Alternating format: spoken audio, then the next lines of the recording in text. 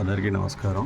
New broadcast సేవ gov.in ఈ పోర్టల్ని open చేసిన తర్వాత చాలామంది ఆపరేటర్లు అడుగుతున్నారు ఎలా చేయాలని చెప్పేసి. ఈ పోర్టల్ ఓపెన్ చేసిన తర్వాత ఇక్కడ సైన్ ఇన్ని క్లిక్ చేయండి.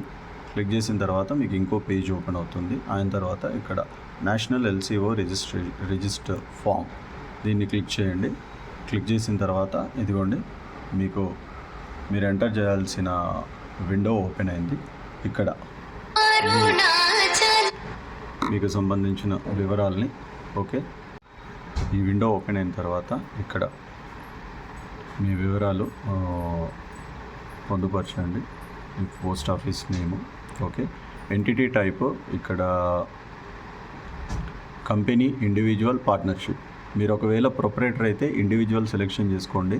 మీరు ఏదైనా పార్ట్నర్షిప్లో చేస్తుంటే పార్ట్నర్షిప్ని సెలెక్ట్ చేసుకోండి.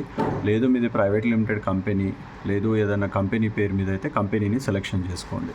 సెలెక్షన్ చేసుకున్న తర్వాత మీరు పోస్టల్ ఆఫీస్ అడ్రస్ ఎక్కడ రిజిస్ట్రేషన్ చేసుకున్నారో దాన్ని, ఇంకా ఈ వివరాలు మీ జిల్లా, మీ స్టేట్, మీ pin code, registration of LCO state, ఇవన్నీ ఇచ్చేసేయండి. మీ postal registration issue date, expiry date, ఎప్పుడు ఇష్యూ చేసింది, ఎప్పుడు ఎక్స్పైరీ ఉంది మీ పోస్టల్ రిజిస్ట్రేషన్లో ఉంటుంది కాబట్టి వీటి వివరాలని పొందుపరచండి ఇక్కడ. అయిన తర్వాత మీ పాన్ కార్డు, ఇక్కడ మీ పోస్టల్ రిజిస్ట్రేషన్ని PDF ఫార్మాట్లో 40 MB లేదా అంతకంటే తక్కువ దాంతో మీరు అప్లోడ్ చేయాల్సి ఉంటుంది. అయిన తర్వాత మీరు ఒకవేళ GST రిజిస్ట్రేషన్ చేసుకొని ఉంటే GST నంబర్ ఇచ్చేసేయండి. ఇక్కడ GST నంబరు ఇక్కడ కొద్దిగా ఇంపార్టెంట్ అండి. ఇది name and registration of linked MSO. మీరు చూడాల్సింది name and registration of the linked MSO from whom service is being taken.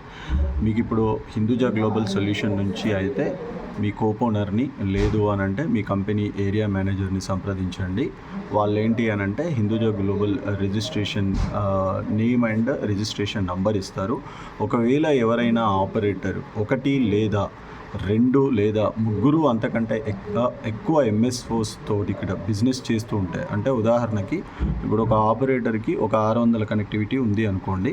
అతను ఒక 200 NXT తోని, ఇంకో 200 ఇతర MSO తోని, ఇంకో 200 ఇతర MSO తోని ఎవరితోనైనా చేస్తున్నట్టుంటే ఆయన ఏం చేయాలి అంటే ఒక ఎక్సెల్లో ఆ కంపెనీ MSO రిజిస్ట్రేషన్ నేము, రిజిస్ట్రేషన్ నంబరు పొందుపరిచి ఆ 3 లేదా అంతకంటే ఎక్కువ, లేదంటే 2 అంతకంటే ఎక్కువ, ఎందరైనా పర్లేదు, మీరు ఎందరితో చేస్తున్నారో వాళ్ళందరి ఇన్ఫర్మేషను ఆ ఎక్సెల్లో సేవ్ చేసి దాన్ని PDFలోకి కన్వర్షన్ చేసుకొని ఇక్కడ అప్లోడ్ చేయాలి. ఇది కొద్దిగా గమనించండి. దాని తర్వాత మీ డెసిగ్నేషన్ అని అంటే మీరు ఏదో ఒకవేళ కేబుల్ ఆపరేటర్ అయితే బిజినెస్ అని పెట్టండి. లేదు అని అంటే మీరు ఏదైనా కొందరు గవర్నమెంట్ ఎంప్లాయీ ఉండొచ్చు, కొందరు ప్రైవేట్ ఎంప్లాయీ ఉండొచ్చు. వాళ్ళు ఇక్కడ వాళ్ళ డెసిగ్నేషన్ని మెన్షన్ చేయండి. మెన్షన్ చేసి సబ్మిషన్ చేసిన తర్వాత మీకు ఒక యూనిక్